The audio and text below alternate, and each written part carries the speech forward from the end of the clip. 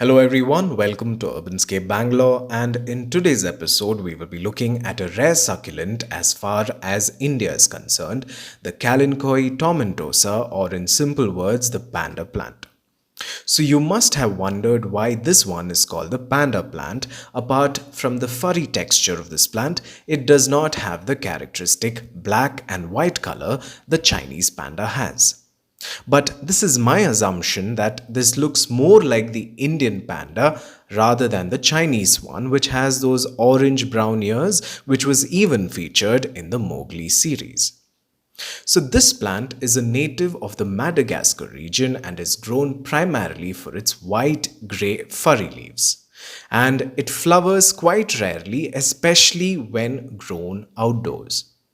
So these brown spots that you can see on the newer leaves are more clustered together and gives the appearance of a single stroke of color on the edge of the leaves like this. But as the plant grows, the older leaves have these distributed pigmentation that gives the appearance of a cat's paw. And that, my friends, is the beauty of this plant, that this resembles so many furry, cute animals without actually being one. So this plant can grow up to a height of 1.5 or 2 feet. As you can see, mine has grown really tall, and I actually love both the tall and the short versions of this plant. The hairy thing is not spiny to touch at all and almost feels like the fur on your cat, albeit a little scanty. This plant is excellent for people with visual challenges because this is a very tactile plant, meaning that the touch of this plant can evoke so many sensory feelings that help people see the plant without actually seeing it. So if you have a friend or a family member who cannot see, then this plant can be a perfect gift to kickstart their own little gardening journey. Now let's talk about the conditions that this plant can grow in. So let us first talk about sunlight. So as you can see here, the leaves are whitish grey in color, and this grey color comes from the mixture of the white fur and the green leaves that gives out its characteristic greyish green color. Now most plants that are greyish in color, like the dusty miller, etc., do really well under full sun.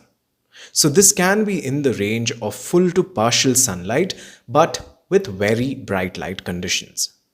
So I would suggest a little bit of shade for this plant during the hot afternoon sun if it is outdoors, and if it is indoors, then a southwest exposure would be good. But if you see burning on the leaves, then you might want to use a sheer curtain to reduce the intensity of the sunlight.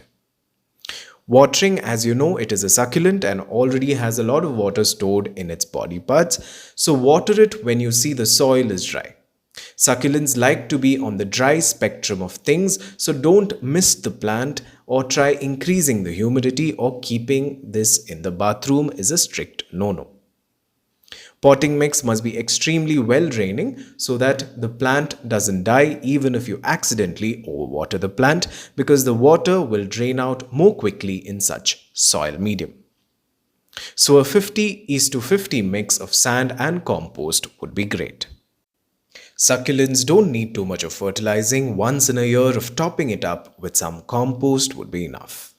The plant can be toxic to your pets, so just because it is cute does not mean you keep this near your curious pets.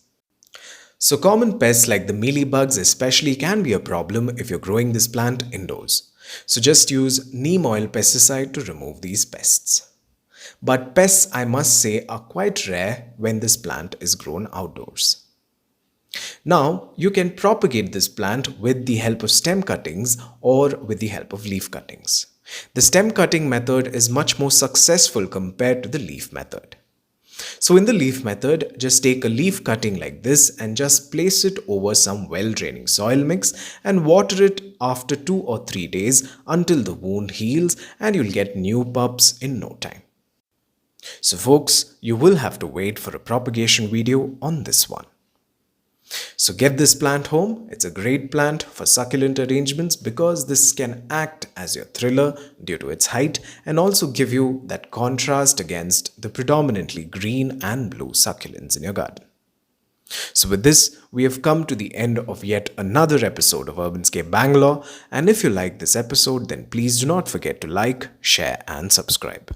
Also, follow me on Instagram and Facebook. The links are given below. So, thank you for watching, and until we meet again, a very warm goodbye.